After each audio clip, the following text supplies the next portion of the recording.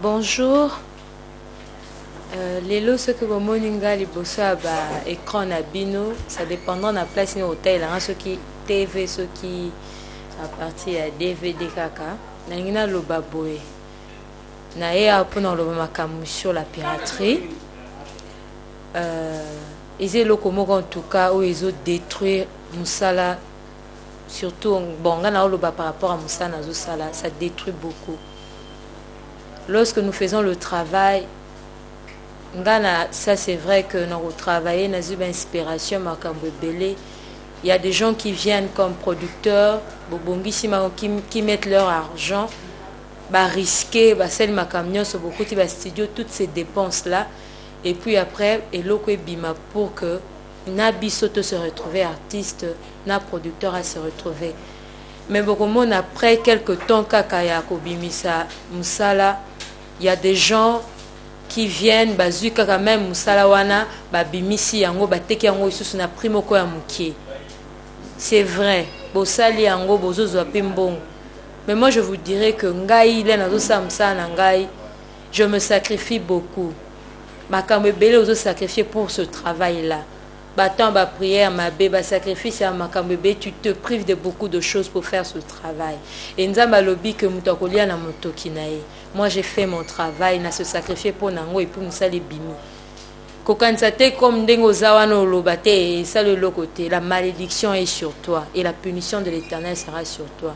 Moi je fais ce à quoi Dieu m'a appelé. La Bible dit l'Éternel garde ceux qui l'aiment et il détruit tous les méchants.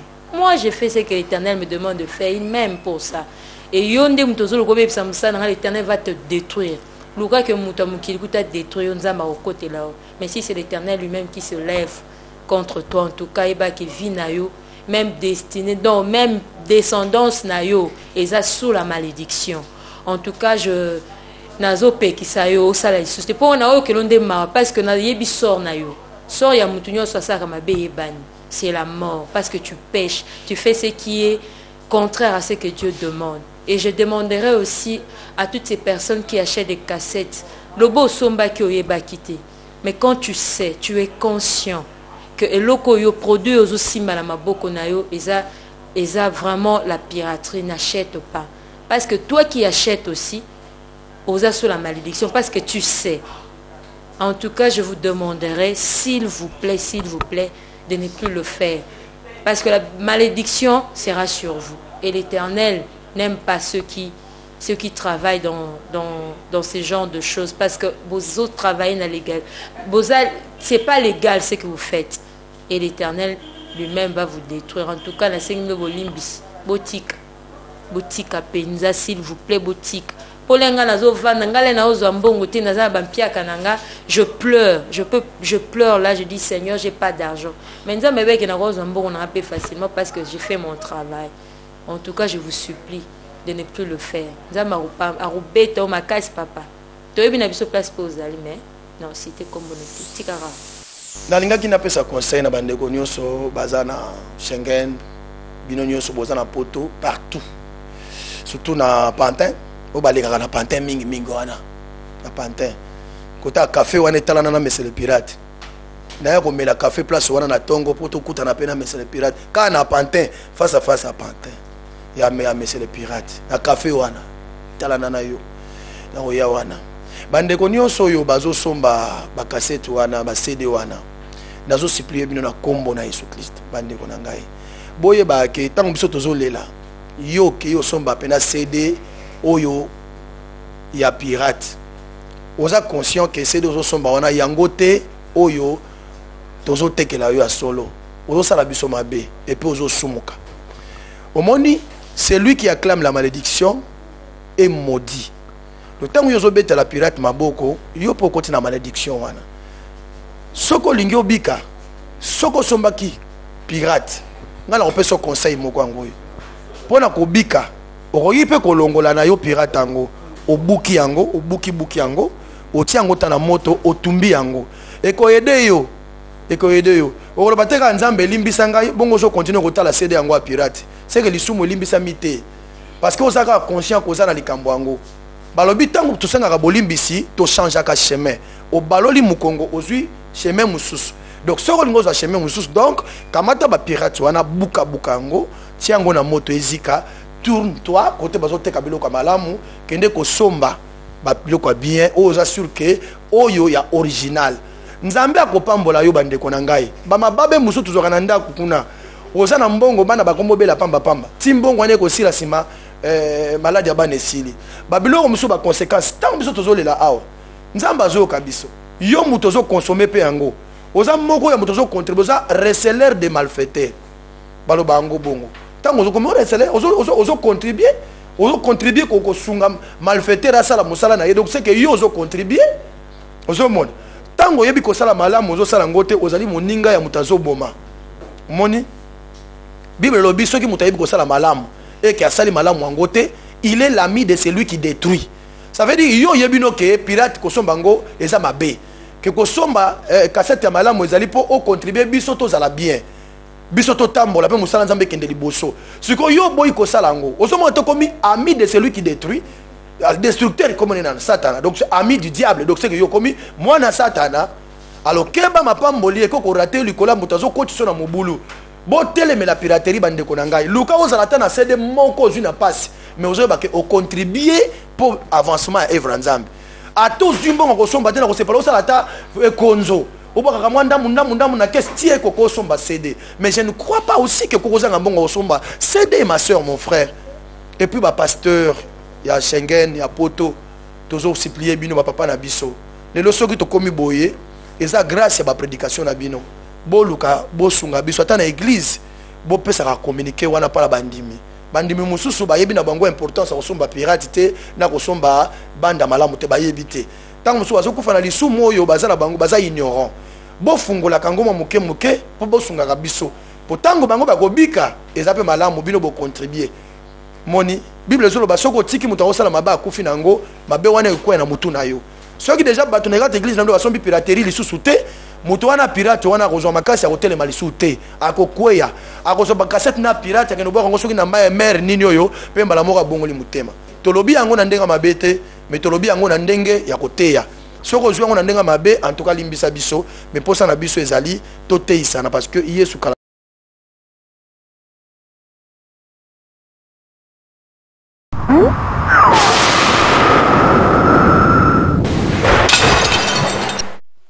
Nalingina soana bino bandeko oyo bombenga ba producteur ba distributeur ba tubosombaka ba œuvre ya esprit particulièrement na bino bosala carrière na vie ya piraterie biso peut-être na ninga ya bomotu to ko démanteler raison na binoté parce que nous sommes inoffensifs mais na pesa nos conseils au conseil Yesu apesa ki jida tango jida ko eteka Yesu yebisiye ce que tu veux faire là fais-le promptement. Alors, Yesu est très gentil, gentil le rôle, mais la Bible nous dit encore qu'il est terrible que de tomber entre les mains du Dieu courroucé. Biso tango to préparer banzembo na biso to na makamoto so la nzambe. To na makamoto nzambe ça par rapport ya musala to salaka pona ye. Oyo yebite. Et aujourd'hui pe na mbongo lo meya na libenga na yo oke osombi. Osombi loko oza pirater o memi na ndako no o memi bénédiction to memi malédiction. Na yo pe producteur oyo sali carrière na piraterie peut-être oloba ozongi contribuer na avancement évangélisation je sais pas si on contribuer à l'évangélisation faut mon artiste et tout mon producteur a produit œuvre mais je pense pas que ça na cadre de l'évangélisation c'est pour un but lucratif ou simplement pour nuire na artiste ton producteur a mis biloko wana mais la Bible dit qu'il est terrible qu'il de tomber entre les mains du Dieu. Peut-être que c'est quoi Nzambe le quoi o agité par rapport à Moussa Nzambe comme koko to asimba kan numéro boy akoma koko tezo tala et je t'informe que Nzambe to ça là il est encore plus jeune que toi azomona ngamo ça là et tout ce que nous faisons c'est paye ici bas n'a pas sous conseil au Yesu ça que jida ce que tu veux faire là fais-le promptement que Dieu te bénisse.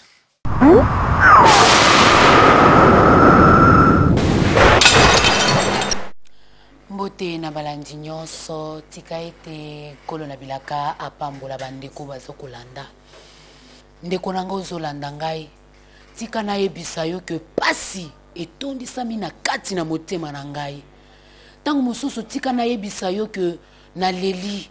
Mais kolela esengeli kaka te mai na miso ebima. Mais na komi kolela parce que pizoli esi ekauki kasi kolele komi kouta na kati na motema. Etindi monoko na nga eloba pondeko oyoka. Pasi lisusu koloba ete ozwi kufa yo moko ozwi yango na kati na libanda obengi yango eya na ndaku na yo pona nini? Kobebisa musala ya basusu.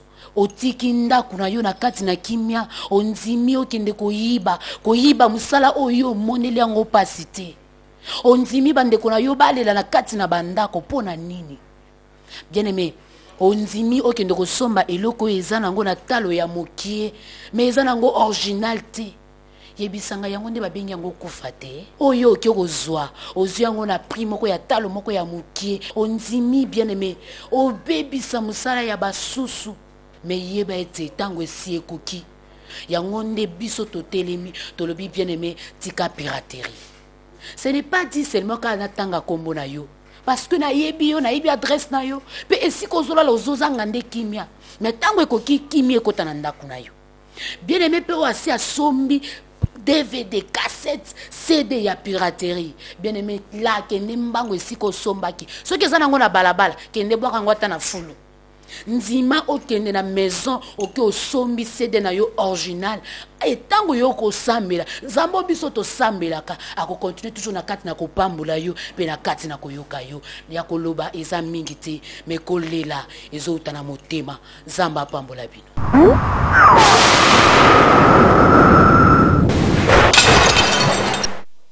Chers amis de la culture, amis du beau théâtre, bonsoir, salut, bonjour, selon l'heure à laquelle vous me suivez, l'heure à laquelle vous suivez ce message. Si j'interviens, c'est pour vous sensibiliser, c'est pour vous conscientiser par rapport à un fléau qui est en train de ronger notre métier. Un fléau qui est en train de ronger notre travail. Vous nous avez toujours appelés pour nous apprécier, pour nous dire combien vous nous aimez, pour nous dire combien vous appréciez notre travail. Mais laissez-moi vous dire que dans un bref délai, si ça continue, si vous ne prenez pas conscience, nous allons arrêter ce travail. Parce que ce fléau a atteint un niveau qu'on ne peut même pas continuer à travailler. C'est la piraterie. Chers amis, il faut faire barrière à ce fléau. Si vous nous aimez, si vous aimez vos artistes, si vous aimez que nous puissions aller de l'avant, si vous voulez que vos artistes puissent mieux vivre, et si vous voulez que nous puissions vous produire des œuvres de qualité, si vous voulez que nous puissions continuer à vous produire des DVD, des cassettes sur le théâtre, s'il vous plaît, faites obstacle à la piraterie. Parce que ces gens-là, ce qu'ils font, c'est que vous achetez auprès d'eux. Cet argent-là, ça ne nous parvient pas. Ça ne sert pas les artistes. Voulez-vous continuer à dire, tel qu'on a l'habitude de dire, que non, les artistes congolais meurent toujours pauvres? Si les artistes continuent à mourir pauvres, qui sont les auteurs? Qui sont à la base de tout ça? Chers amis, frères et sœurs, vous qui me suivez en cet instant, s'il vous plaît, n'achetez pas les DVD, les cassettes piratées. Parce que si vous achetez une seule cassette piratée, c'est comme si vous assassinez un artiste. C'est comme si vous tuez un artiste de théâtre. Il peut être un artiste de musique. Si vous voulez que nous puissions continuer à vous produire du théâtre, du beau théâtre, s'il vous plaît, n'achetez plus jamais les œuvres piratées.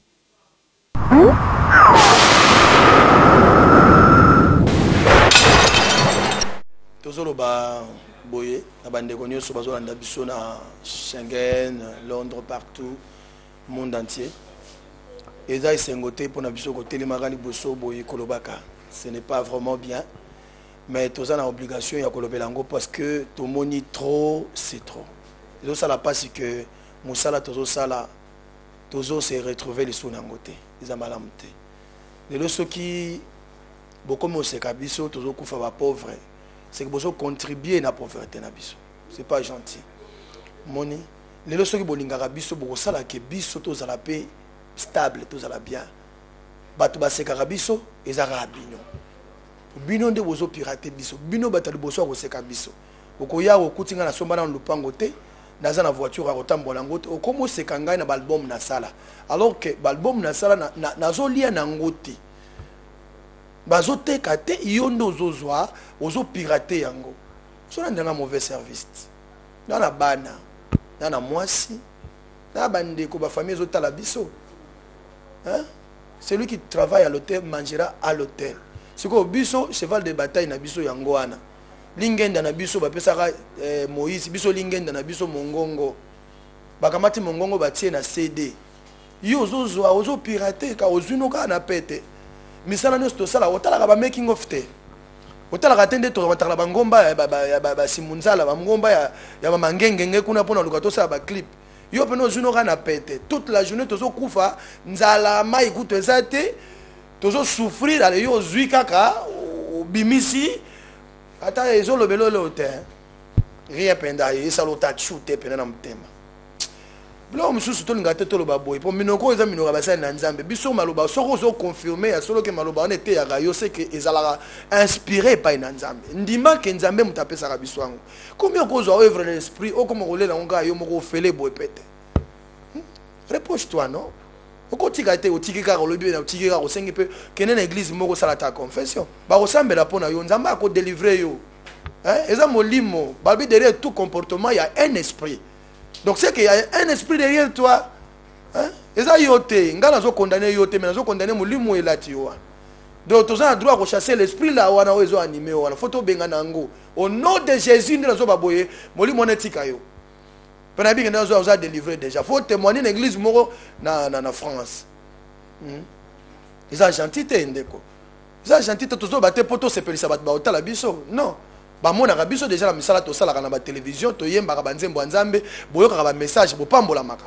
Cela suffit pour na biso to ko ya to ba do bisaka yo tika pirate piraterie. Non ezala raté papa. Monsieur le pirate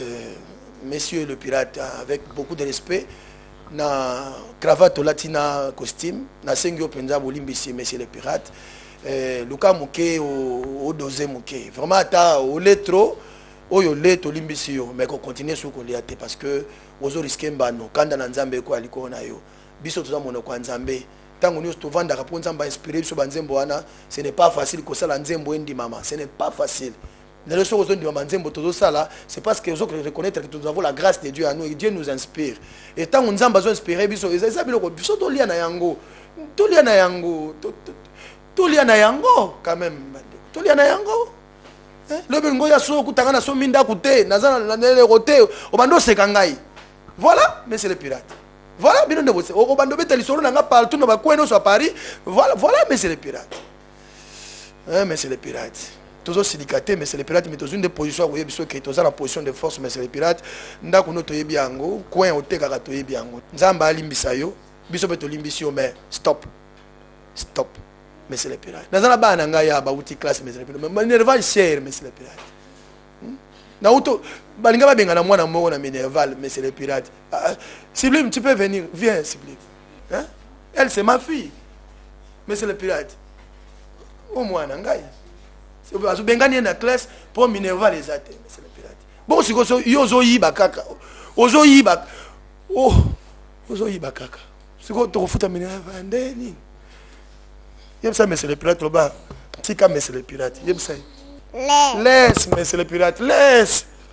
Dis encore non. Laisse. T'as mon oiseau plus haut. Laisse monsieur le pirate.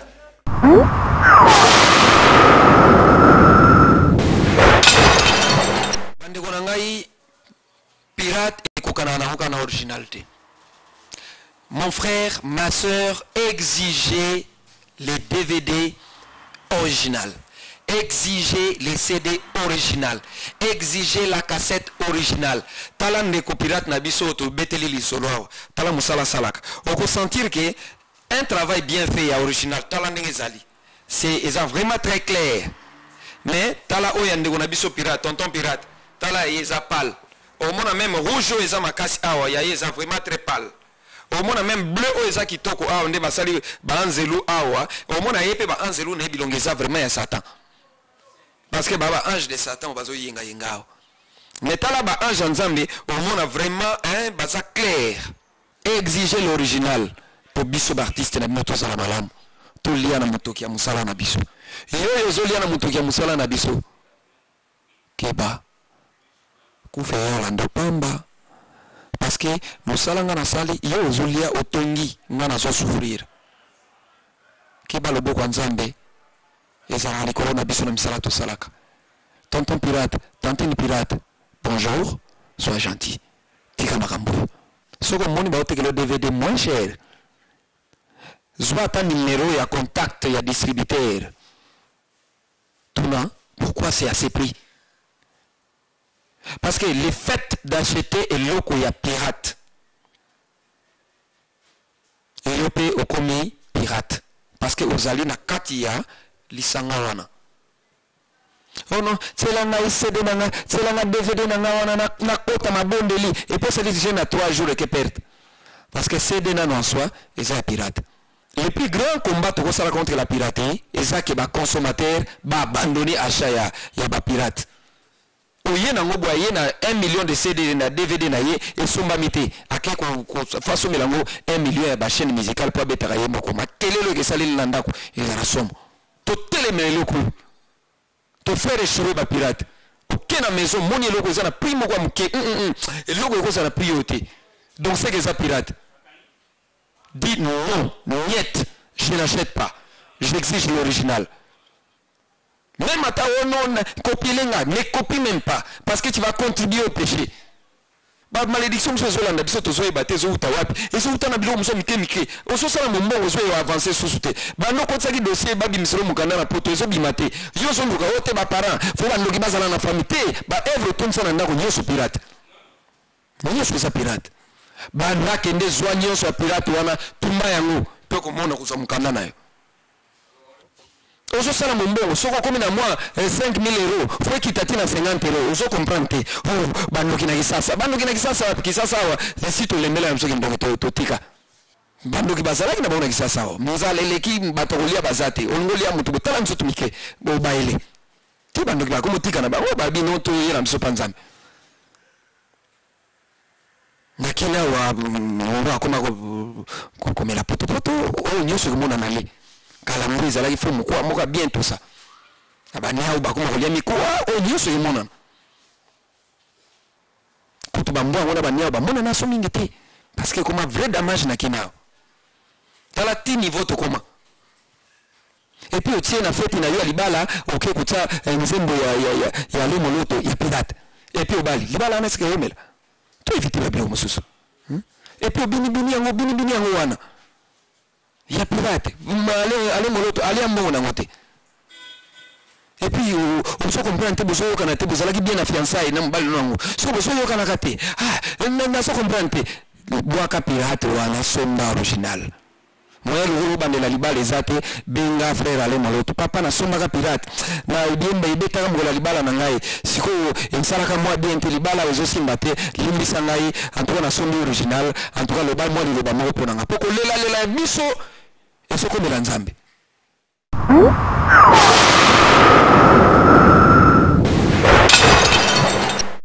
Bem amado de Cristo, a paz do Senhor seja convosco. Eu faço apelo a todos os irmãos em Cristo que estão a contribuir nas obras da pirataria, de deixar. Acho que vocês acabaram de ouvir os irmãos cantores, conforme que estão a implorar. Então, deixa de fazer essas obras das piratarias, porque estão a estragar a obra do Senhor. Os irmãos estão a se sacrificar muito a orar, a fazer boas músicas para nós, mas nós, nas escondidas, estão a querer estragar essas obras. Eu faço apelo a todos os irmãos que estão aqui em Angola, que estão reunidos aí no Rock Santeiro, no Hoje Ainda, no Rock, estão a fazer a pirataria de deixar os pastores das igrejas de reavivamento, faz todo possível para fazer um apelo nos nossos irmãos de deixar essas obras da pirataria, porque estão a estragar essas obras. Como que nós vamos conseguir alcançar os nossos pão? É muito difícil porque há muitas piratarias. Os west-africanos que estão aí a fazer, e os irmãos da igreja, os irmãos que estão a contribuir a comprar essas obras. E começas a fazer uma distinção, a começar a escolher qual é uma boa disco, qual é aquilo que nos está bom. Eu faço esse apelo em nome do Senhor Jesus Cristo. Vocês todos pensam muito bem a deixar, a contribuir dentro dessas obras das piratarias. Que o nosso Deus seja convosco. Deus vos abençoe. Amém.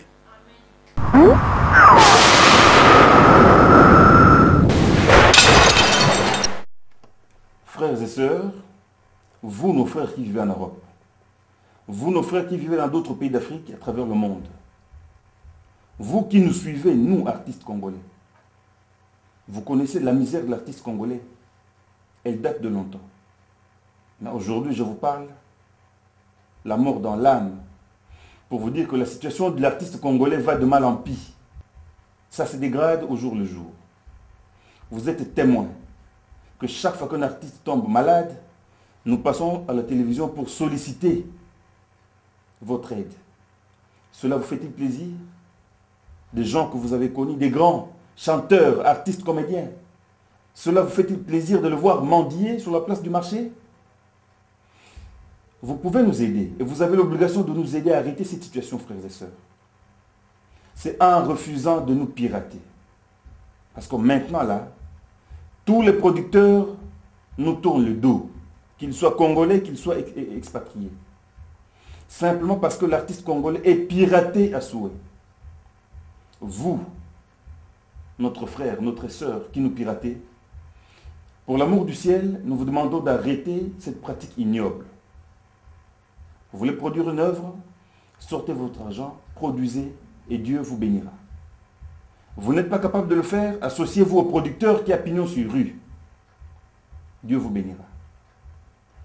En vous investissant dans la piraterie, qui n'est pas autre chose que du vol, vous êtes en train de suyer sur votre propre mémoire, vous êtes en train de maudire votre progéniture. Vous êtes en train de maudire vos enfants, vos petits-enfants, que vous nourrissez par le vol. Le salaire du péché, c'est la mort. Vous mourrez. Et vos enfants mourront, peut-être en essayant de vivre. Parce que notre verbe, notre parole, nous la sortons maintenant avec sueur. Pasteur, diacre, vous qui êtes établis dans ce pays-là, aidez-nous. Prêchez nos frères, prêchez vos fidèles, afin qu'ils ne puissent pas aider les voleurs à s'activer davantage, afin qu'ils découragent tous les pirates. Nous pleurons, parce que nous sommes piratés à souhait. Nous pleurons, parce que les producteurs fouillent, ils ne se retrouvent pas. Ils sortent l'argent pour produire une œuvre, qu'elle soit de la musique profane, religieuse, ou du théâtre, les producteurs ne se retrouvent pas. Et la misère va continuer.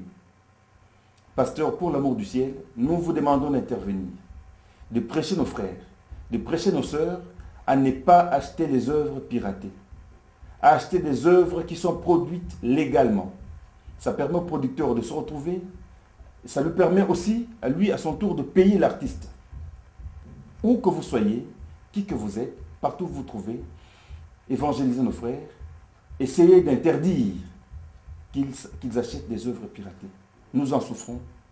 Congolais, par la fierté nationale, refusez qu'un Libanais, qu'un Haïtien, qu'un Iranien, qu'un Ouagalais, un Burkinabé, j'ai beaucoup d'estime pour ces humains, mais refusez qu'ils vous vendent nos œuvres piratées à vil prix. Vous achetez en ce moment, vous aidez ce voleur. Vous participez à son enrichissement et vous participez à notre misère et à celle de nos producteurs. Je vous informe qu'une commission rogatoire est instituée.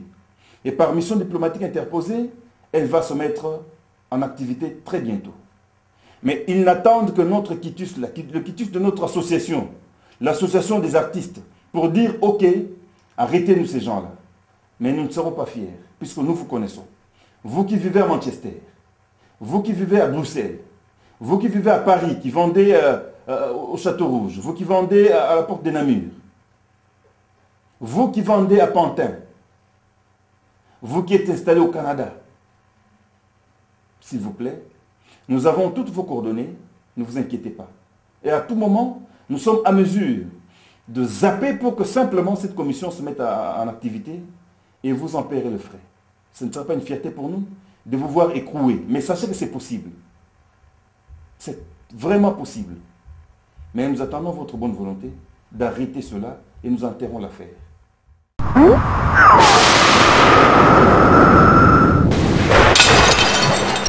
Bien-aimé dans le Seigneur, topesi bino mbote na kombo na Yesu. Ya solo toye liboso na bino lelo pona kotalisa bino o etondi mawa na kati na mitema na biso. Toza na bokono, tope maladie to ko benga pirate. C'est vrai na kotalisa yo ndeko molingami na musala na biso tozaka na ba étape. Tokotaka mabondeli, tokotaka ba retraite ba jeune et to sukisaka na suka po bozwa produit. Kasi produit on attend bozwa kango ezalaka moko ya sija mabondeli na biso. Tosengaka na Nzambe evre so komi na maboko na bino opambolama. Kasi lelo toye kotalisa yo soko zo pambolama te eza na bato bakoti na rang ya démon, na rang ya diable po luko kobundisa evre na yi. Bien-aimé, na kotalisa lelo moko na Bible na biso ya solo règne ezalaka, mais ke ba règne pe ya Satan ezali. Ba Satan bazali pe ba osala musala na bango oto bengi na kati na pirate. Akoya tekeli yo CD.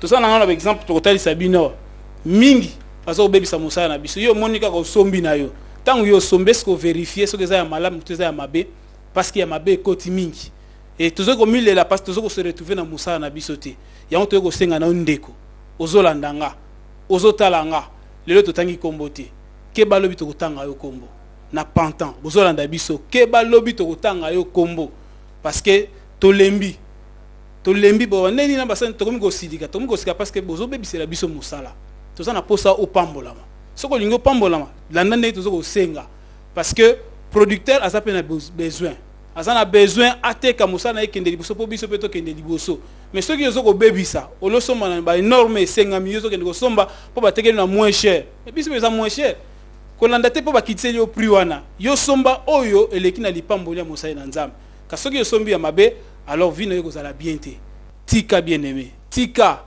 parce que to changer aspect à la prière.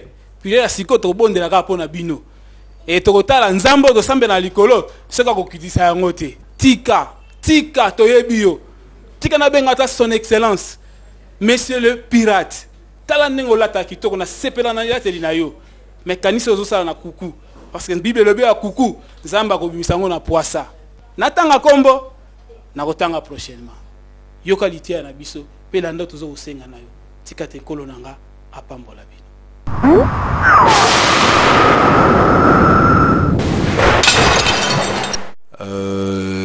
Nayaki vraiment na lobela o etali piraterie ndenge bande ko ebele bakomi lelo yo Bible zo bana biso que l'homme mangera à la sueur de son front mais na motoki na yo te au mona bande mususu asa l'effort moko te bi même pas source et inspiration ya banzembo tozwaka mais ko se permettre azuna e produit ake ko pirater et à sombeli yango pe mapango so mimituka azolia na motoki o ezali ayete mais na nyonso oyo bato pe ba favoriser la piraterie yango et continuer et évoluer et kende liboso ezaka rabino bande kona biso o bozo somba bozo bimisa bambongo na ba poche na bino po bosomba ba produit o eza piraté eza malamu vraiment mingité ngana ko senga na bino bandeko oyo bolandaka musique o to salaka bosomba beaucoup plus ba œuvre o ezali original que bosomba pirate parce que tant bozo somba original bozo contribuer à l'œuvre de Dieu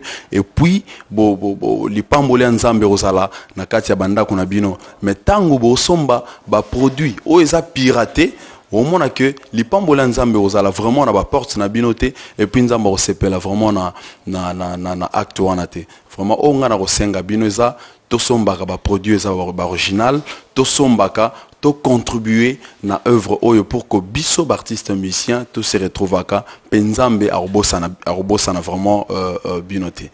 Mais naïbi qu'avec l'aide du Saint-Esprit, nzamba osunga bino bo comprendre bo so la peli sous que en tout cas o isa malamu eza osomba ba œuvre o isa original o nyonso bozomona awa eza d'ailleurs bazo sala yango très bien eza original pona ko honorer bino. Donc c'est très bien fait. Au monde ils a vraiment bien libanda nango na kati nyonso eza original parce que yo pe muto ozotala yo muto sombaka oza original oza piraté.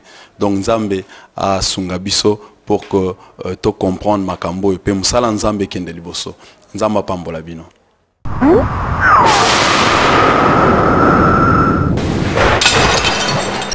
Bandeko na ngai, baninga na ngai, ba mama na ngai, ba papa na ngai. Na ye na motema na ngai mobimba. Kolobela bino na tina na mabe moko boye. Na tina na mpasi moko boye. Na tina na bokono moko boye. Na tina na lisumu moko boye. Soki peza ya sika, soki pe akala na yebi malamu te. Mais ça vraiment lisumu. Kombo nango piraterie. Bisiko ozali peut-être somba to pe aussi copia DVD moko boye to CD moko boye to pe cassette moko boye eza originalité ozwaki yango na ordinateur ya moninga to pe ozwaki yango na cassette ya moninga to pe sombaki esika baninga o basala kango na ye ko pekisa bino na kombo na Yesu Masia. Ceux qui vraiment bolingi biso, ceux qui vraiment bo soutenaka biso, ceux qui vraiment bolingi Yesu Masia, ceux qui peut bolingi mosala ya Nzambe ekende liboso, vraiment na eko senga bino na bolingo nyonso pe na kimia nyonso botika boluka moyen ya kozwa oyo ezali original to pe oyo ezali ya sika to pe oyo euti vraiment na mitema na biso pe oyo ezali elembo vraiment ya mosala na biso pona Nzambe. Balobi lifuti ya lisumu ezali nde liwa nzoka nde ko pirate ezape lisumu. Donc lifuti ya pirate ezali pe liwa. Tango yo sombi eloko ya pirate osombi nde liwa na ndako.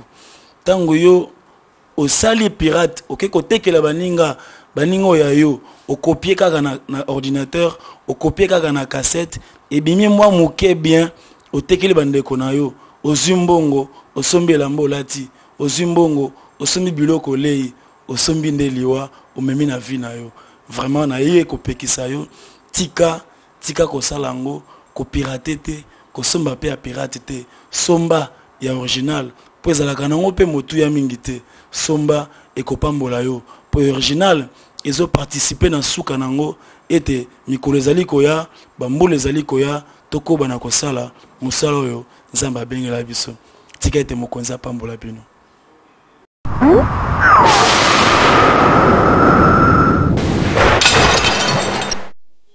Amis de la culture, vous qui aimez la bonne musique, la musique chrétienne, vous qui aimez les films congolais, j'espère que bolinga ape biso mingi ba artiste na bino. Tala, musala to salaka, eza musala, ba tobenga ngo eza œuvre d'esprit. Ovandi okoti retraite yo mutu ponza mba inspiré yo sala musala kitoko, oyemba kitoko, po peuple de Dieu ezala nourri. Ovandi, ozo réfléchir comment koko sala musala bien, o tourner film à kitoko, ya qualité ya bien, pour que peuple de Dieu, na peuple nyonso elandaka biso, ezwa biloko ya kitoko.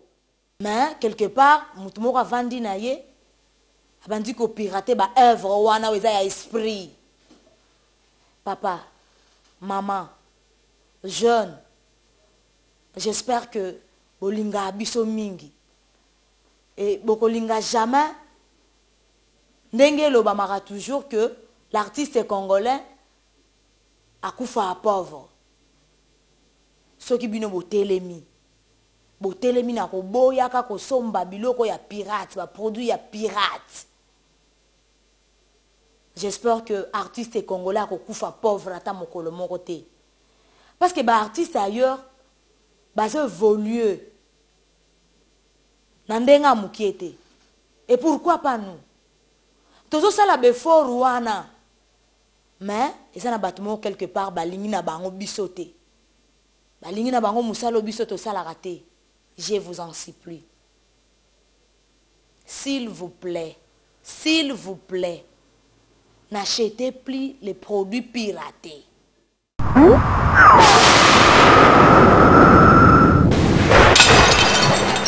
Bandeko balingami mbote kati na masia ya solo tango boza kotala nga boye boza kokamwa pe basusu baza kosepela kasi mokolo na lelo ezali mokolo po ngai nayebisa bino soki ya solo bolingaka baartiste balanga nzembo baye kosala mosala mpona koevangelize baye baza kosala mpona lokumu ya tata lokumu ya kolo lokumu ya masia oyo awaki mpona biso banso na ngomba ya Golgota. Boyokanga malamu moyibi ekoti makasi na mosala na biso ba artiste bandeko soki bolingi biso bosunga biso soki bolingi mosala na biso ekene liboso bosunga biso ekozala esengo mingi biso na bino soki mosala toza kosala boza kosepela nango biso pe ba artiste toza kobika toza kosunga pe ba producteur na biso na maimanso baza kosala lokola dépense miyibi bakoti makasi na kati na mosala na biso toza kobenga bango ba pirate. Piraterie ekoti makasi na kati ya mosala na biso. Piraterie ezali lisasi moko bandeko atakutu moto asalaka mondoki azo kokanga lisasi oyo asalaki te to pe mondoki oyo asalaki te. Botika kosomba ba œuvre oyo ezali pirate. Botika kosomba ba œuvre oyo ezali ya moyibi. Kosala œuvre ko pirate te po otekela bandeko. Bino pe bandeko bosomba te. Soko kosomba œuvre oyo moninga asali pona lokumu na tata moninga bimisi mbongo po ete mosala na biso etambola malamu tuna malamu epayo kosomba œuvre na yo epayo kosomba disque epayo kosomba pièce ya théâtre baza kosala pona lokumu ya tata tuna original somba original kosomba eloko ezali pirate te oza ko contribuer na pasi oza ko contribuer na lisumu oza ko contribuer na bilakeli mabe lifuta ya lisumu ezali liwa poko pirate wana ezali moyibi wana epekisami tango bapesi Moïse na ngomba ya Sinai 10 commandement wana moyibi pe ezalaki na kati balobi koyiba eloko ya moto te ozobimisa biso ma ya miso na ndenge tozoloba boye bana na biso bazonyokwa na ndenge tozoloba boye oyo ezali don euti na tata apesi biso yango po tosala tosepelisa bino tokumisa ye kasi soki biso toza kokumisa ye lisusu na motema moko te po baza koyiba biso na likambo etali piraterie ezali pasi tobosani te okanisi tobosani te yo nde kozola na ngai talanga malamu moninga oyebi nga nde nasekisaka te mais awa nazoseka te nazoyebisa yo oui eza yo na kati ya pantin etikala moke totanga kombo tekolongola miso te tala ngai tala regarde moi na pantin toyebi yo lobi tokotanga kombo na yo tika konyokola misala oyo ya kolo tika ozomema mikumba makala ya moto likolo ya moto na yo ndeko lobi tokotanga kombo na yo oza koloboza pasteur okoloboza prophète olobi oza maumbu na nzambe kasi ozondima moto azoya kotekela yo ba œuvre ya esprit moto ya kotekela yo na moins cher po eza talo moke par rapport na moninga po yo ozwa lifuta ya mingi koleka moninga eza malamu te tika kasi yo te yo yebisa eza ye yebisa eza ye kokima te eza yo obimi bolokola bimi boyebisa eza ye atika laisse tomber naloba na anglais po français olingo yoka te naloba na lingala na pantin oui na nzela wana nsima soko okatisi soko oti Saint-Denis le rozo ya po okoma wana avant kena kozonga su na Viltaneuse na pantin kasi bon na pantin voilà et c'est bien toi laisse tika oh là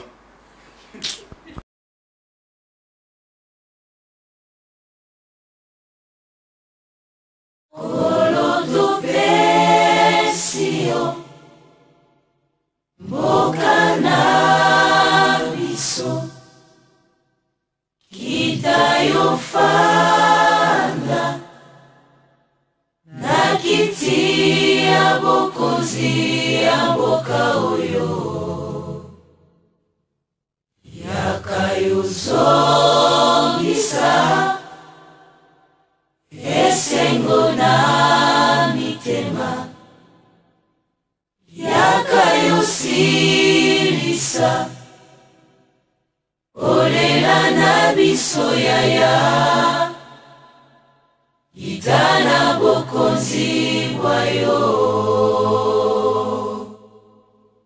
kitana bokonzi bwayo.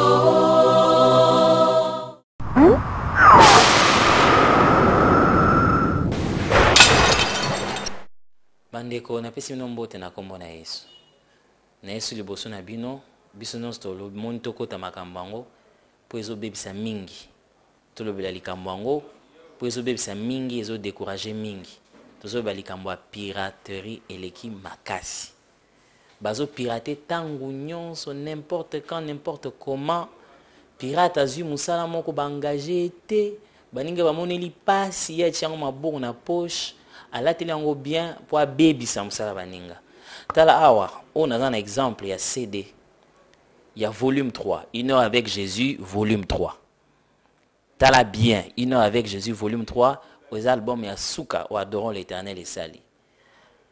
Oyo moniawa, eza original. Au monde bisika eza rouge, ba komi Une heure avec Jésus, eza rouge. Tala ba couleur malam. Na se passe ba komi volume 3, eza rouge. Moni ba couleur malam. Mais o eza pembeni nangwa, oyo mususu. Eza pirate. Tala, bisika eza ba rouge, yango eza neti ba mauve, neti ba rose, eza rouge te. Eza Une heure avec Jésus, comment mi na rouge penza te. Eza la volume 3, comment mi na rouge penza te.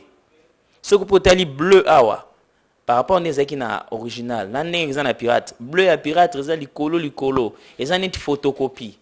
Or ce que ozi okangi na libanda, oza na mwa pasi ya koyeba. Senga ba fungola. Bisa bango bo fungola nano va avana somba CD na boyi libabe na ndako bo fungolela ngali pamboli. Soki bo monike boza sûr na loko nazo somba bo fungola. Soki ba fungoli alors otali. Soki osombi o mususu ya pirate ndeko motema na biso ezate na kati wana. Biso tozo sepela te comment eloko ya pirate ki fa ne pa na eloko biso to sepe nango te comment yoko ko prospérer nango za nango à l'aise. Biso tozo sepela na pirate te tika yango. Bandeko, nalingi na lakisa, en tout cas je parlerai cette fois-ci sur l'album qui vient de sortir du groupe Adorant l'Éternel, le volume 3. Binomoko, en tout cas papa kosunga biso bomona, binomo bozomona différence entre les deux CD. Déjà un CD, bazo représenté, bazo tekana 2 €, 3 €. Papa, maman, ndeko. Yo moko vraiment yebite keza faux, il faut bien souffler sous na mato ba biso keza faux. Même en regardant quand on te vend un CD au fungo lizo moi tant wana au fungo la omona ba CD ndenge zaili. Il y a original yango. C'est vraiment il y a la couleur en tout cas, isa wana o ya faux nyonso ezaneti elo moko insipide. Ndenge zana vraiment donc ko support incolore nyonso. Donc tu peux même pas l'acheter. Ndenge zali awa. En tout cas ndeko ezoteka mamingi na pantin ndeko pardon papa maman kosomba te parce qu'un CD normal ou kosomba jamais na 2 €, ça se fait pas. Donc c'est de la piraterie. Il faut pas qu'on vous force ou bien qu'on vienne vous parler encore. Déjà en voyant un CD pareil au kosomba te fungoli otali au moni keza bien te kosomba te. En tout cas, je vous supplie de ne pas l'acheter.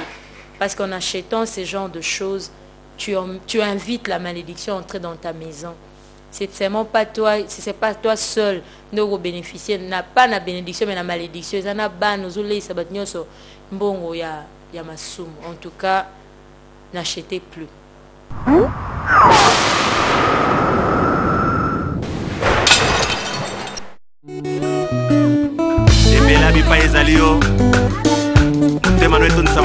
Parce que nous célébrons le ressuscité.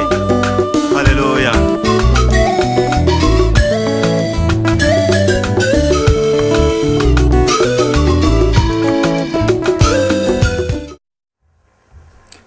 mawa pe pasi. Mawa pe pasi bandeko ba congolais, bandeko balandi misala oya biso ya art. Eza la musique, eza théâtre. Pasi pona nini. Effort oyo nyonso tuzo sala. Poto ko améliorer qualité ya musala. To sala lokwa baninga. Bo sepilaka. Mais pasi oyo nyonso zo kene na mai. Pambate bisika bino bovandi voisin na bino azo pirater biso. Voisin na bino azo tekisela bino ba œuvre oyo ya motoki na biso, ya musala on nzamba pesa biso talent, ya likabo na biso kasi boko lia yango na ndenga moyibi. Ndeko pirate. Bisiko fandi toyebi. Toyebi yo, toyebi libota na yo, toyebi mwasi, toyebi famille na détail alors. Na bondeko.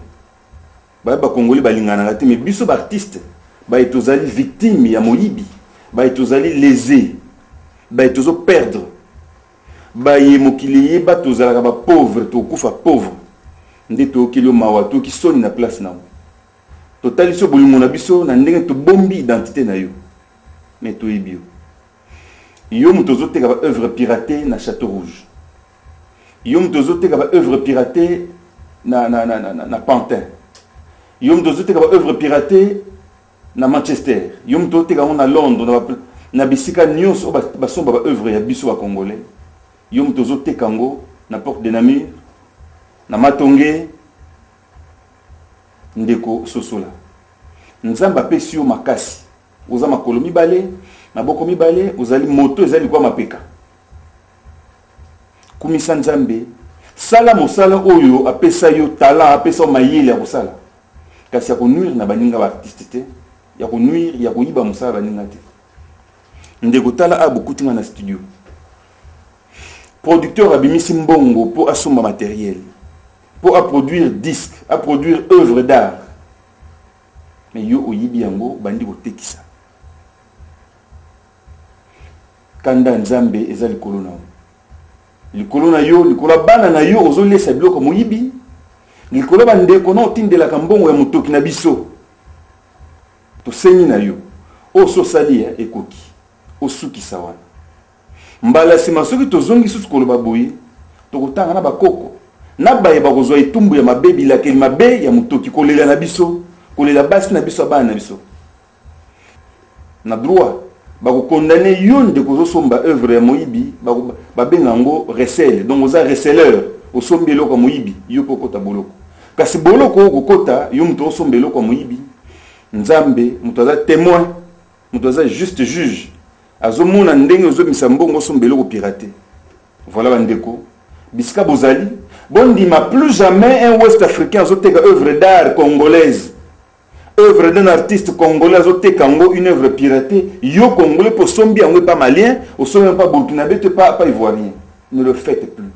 Pour l'amour du ciel, pour l'amour du Congo, pour l'amour de nous, vos frères. Bo salamote. Kokabelanga chemise, kokabelanga mbongo, ils a bien. Mais ko boya ko somba œuvre piratée. Ko décourager moyibi wana pona ngande ko na ona ko nyoko salela yo musa malamu. Pour le producteur à se retrouver dans bon mazobi misa pour ça la misala onyoso, ils a mieux. Bandeko ba pasteur. Bino ba kambia ba mpate na poto. Nzamba pesi no grâce. Bokoma bo s'établir na poto, bo sala musala nzambe na poto. Tokomona yango na ba œuvre. Tokomona on a misala. Toko sepelate bandimi ya ngomba o ya bino bozo kamba, ba mpate na bino ba encourager ba pirate na otekela bango biloko ya motoki na biso na ndenga moyibi. Toko sepelate ba membre ba ngomba bazala na molongo ba pirate ba yiba ba misala na biso batekela bandimi. Na bolungwa nzambe o bino bozo te ya biso to sengi na bino bote ya bandeko wana bolendisa bango basala mosala poto misala ezali nzike. Basala misala ya bwanya misala malonga. Batika kuminyokola na musala na biso na ndinga moyibi. Pamba te boyebi kanda nzambe eyaka malembe kasi. Tango ko frapper ezaka na ba conséquences mingi. Tofundi liboso pa nzambe wazali juste juge asimba mitema na bino esprit saint touché bino nyonso botika ko pirater ba œuvre na biso. Que votre cœur vous en disent plus. Je vous salue au nom du Seigneur Jésus-Christ. Je voudrais vous parler de quelque chose qui nous fait très mal. C'est pourquoi nous tous, on est ligués. C'est pourquoi nous tous, on s'est dit qu'il faut en parler. Il faut parler de la piraterie. Oh là là, la piraterie, ça nous fait très mal. Ça détruit notre travail. La piraterie se range du côté de celui qui veut détruire l'adoration. Il n'y en a qu'un, le diable. La piraterie détruit le travail, détruit nos cœurs, il détruit nos efforts, il les minimise. Il trouve que le Dieu pour qui nous travaillons ne vaut pas le prix que nous vous donnons à l'original, qu'il faudrait réduire cela. Et nous voulons vous demander d'arrêter de parler avec le diable au même langage. Voilà, ici nous avons un CD de volume 3, 1 heure avec Jésus. Volume 3. Là, devant moi, là où je pointe de mon doigt, vous avez l'original. On a écrit 1 heure avec Jésus en rouge. C'est du rouge. Et en bas, on a écrit volume 3. C'est aussi en rouge. C'est du rouge. Tout au milieu, il y a du bleu. Du vrai bleu. Et regardez là, à côté, là où je pointe cette fois-ci du doigt. Ce pirate. C'est la piraterie qui a donné ces résultats. Le rouge n'est pas rouge, c'est un peu comme rose, c'est pas vrai, c'est un peu comme rose. Et en bas, quand on écrit volume 3, c'est un peu comme rose. Et même le bleu, vous sentez que c'est photocopié, c'est photocopié en couleur pour pouvoir donner l'éclat. Le problème, c'est que quand vous voyez de l'extérieur, c'est difficile de reconnaître, n'est-ce pas? Demandez chaque fois qu'on vous ouvre le CD pour que vous puissiez avoir plus de détails des choses que nous sommes en train de vous montrer. Et une fois que vous avez remarqué que c'est la piraterie, n'achetez pas. Ne vous rangez pas avec le diable. Ne prenez pas quelque chose qui ne nous donne pas la joie. Ne prenez pas quelque chose qui ne nous permet pas d'avancer. Nous ne sommes pas avec les pirates. Nous sommes avec l'original. Que Dieu vous bénisse.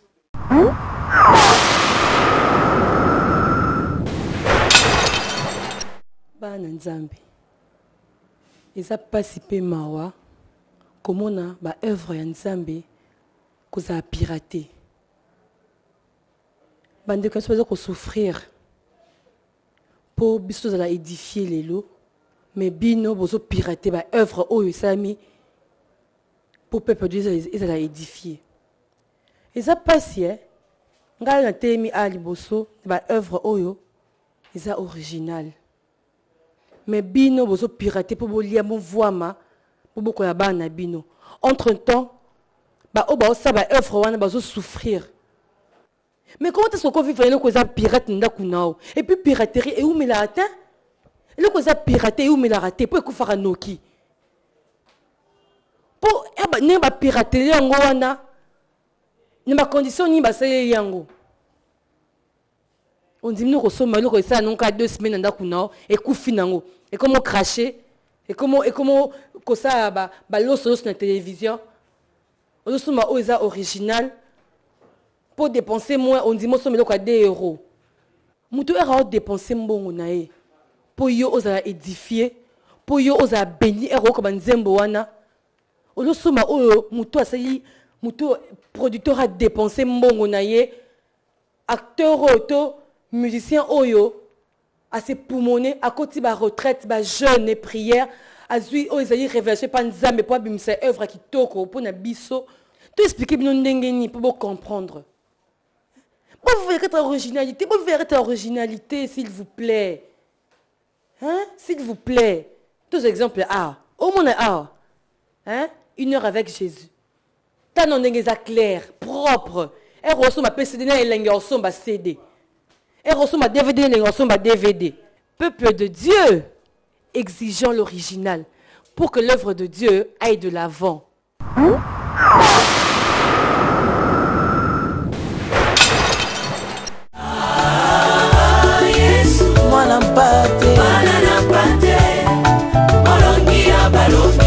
Yango na embi mwana mpate mwana mpate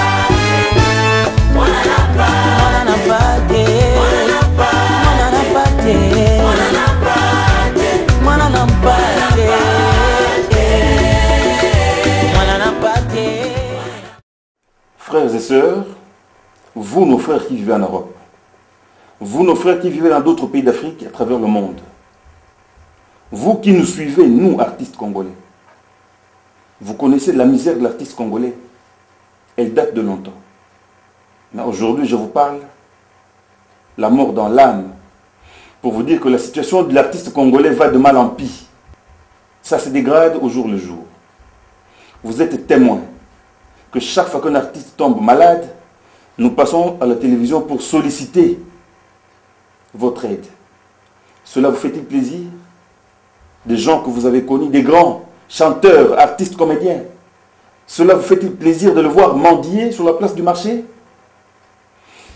Vous pouvez nous aider et vous avez l'obligation de nous aider à arrêter cette situation, frères et sœurs. C'est en refusant de nous pirater. Parce que maintenant là, tous les producteurs nous tournent le dos, qu'ils soient congolais, qu'ils soient expatriés. Simplement parce que l'artiste congolais est piraté à souhait.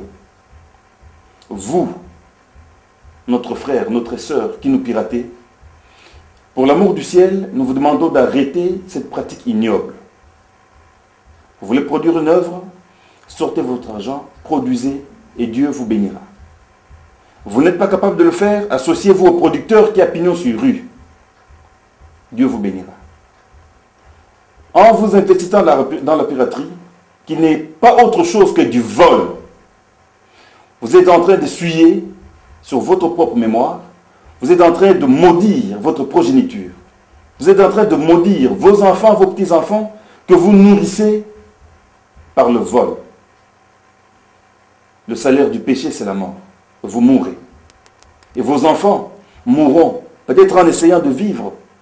Parce que notre verbe, notre parole, nous la sortons maintenant avec sueur. Pasteur, diacre, vous qui êtes établis dans ce pays-là, aidez-nous. Prêchez nos frères, prêchez vos fidèles, afin qu'ils ne puissent pas aider les voleurs à s'activer davantage, afin qu'ils découragent tous les pirates. Nous pleurons, parce que nous sommes piratés à souhait. Nous pleurons, parce que les producteurs fouillent, ils ne se retrouvent pas. Ils sortent l'argent pour produire une œuvre, qu'elle soit de la musique profane, religieuse, ou du théâtre, les producteurs ne se retrouvent pas. Et la misère va continuer. Pasteur, pour l'amour du ciel, nous vous demandons d'intervenir, de prêcher nos frères, de prêcher nos sœurs à ne pas acheter les œuvres piratées, à acheter des œuvres qui sont produites légalement. Ça permet au producteur de se retrouver, ça lui permet aussi, à lui, à son tour, de payer l'artiste.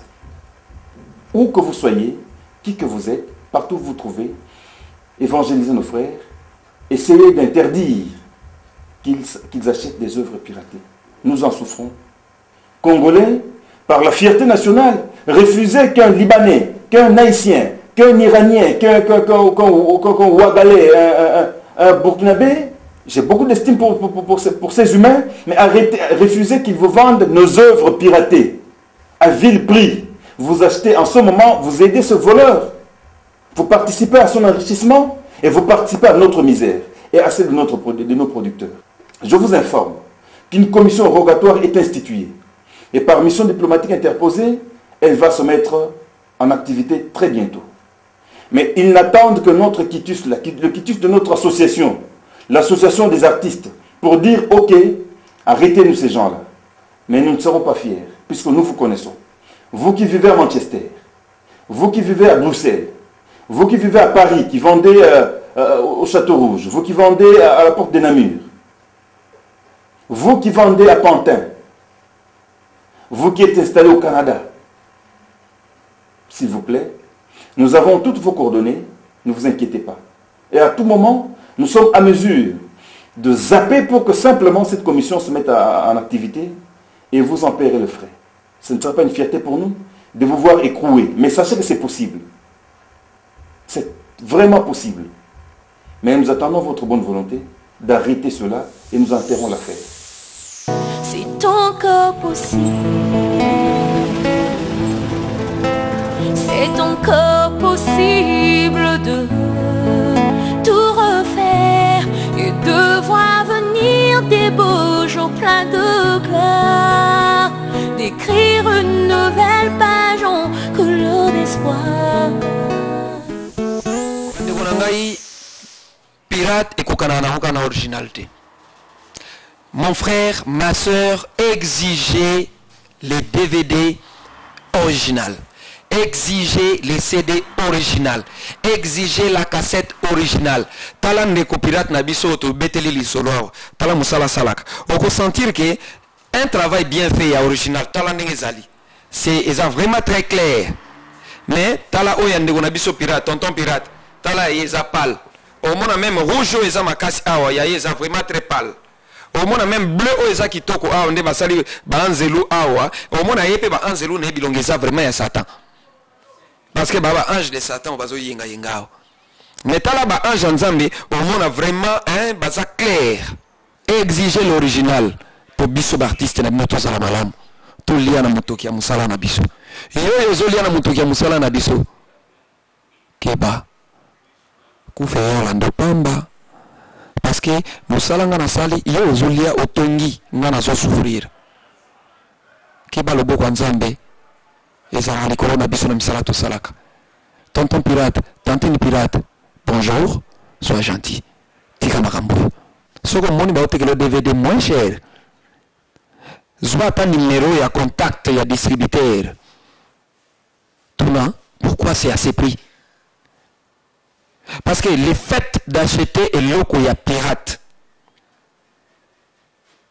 Yope okomi pirate. Parce que ozali na kati ya lisanga wana.